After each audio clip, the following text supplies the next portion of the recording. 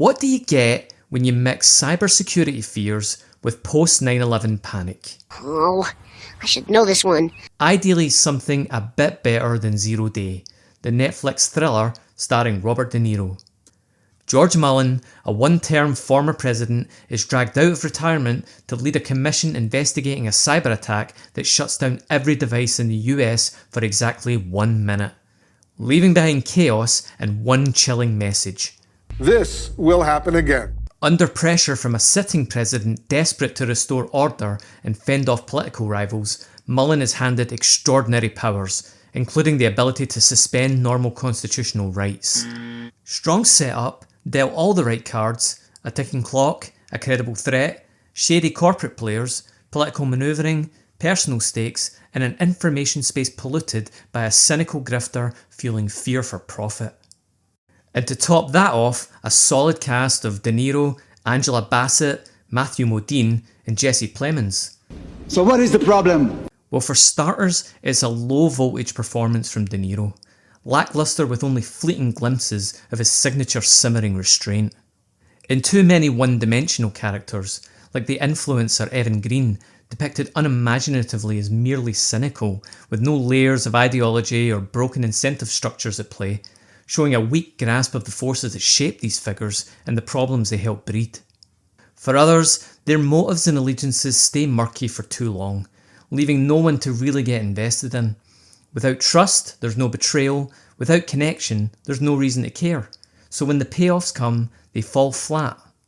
There's a trail of red herrings to chase, a few near misses that land more silly than suspenseful, like ordering a strike on Russia based on flimsy intelligence, a president hurtling our nation towards nuclear escalation like she needs it done before the shop's shut. There's also a subplot about Mullen's possibly failing mind. Maybe it's stress or age, or it could be the result of a disbanded military experiment. Yeah, weird. It is meant to raise the stakes, a man trying to uncover the truth whilst unable to trust his own mind, but it mostly just feels off. He's meant to be a man of principle, yet clearly unfit for the job, so he should just step aside. And for some reason, Mullen's wife is pulling strings behind the scenes, like when she decides to hire his former chief of staff on his behalf, fully aware that she's also his former mistress. But apparently that's the logic. She'll protect him because she still cares. It's writing that confuses chaos for complexity and tries to pass it off as depth. There are some good moves, such as a cyber attack on a bank, leaving everyone unsure if it's related or not, similar to the anthrax attacks that followed 9/11 in 2001. It eventually stumbles over the line with a muddled quandary about political convenience, public trust, and personal loyalties. I won't spoil it, but I'd be amazed if you didn't see it coming a mile off. It does make a point about political polarisation and careful not to blame either side. That's definitely a story of our time worth telling, but it deserves better skill than this. Despite the strong premise, it ends up feeling ordinary. Motives that arrive too late to matter, cardboard characters, and a lead performance phoned in from the far side of his prime.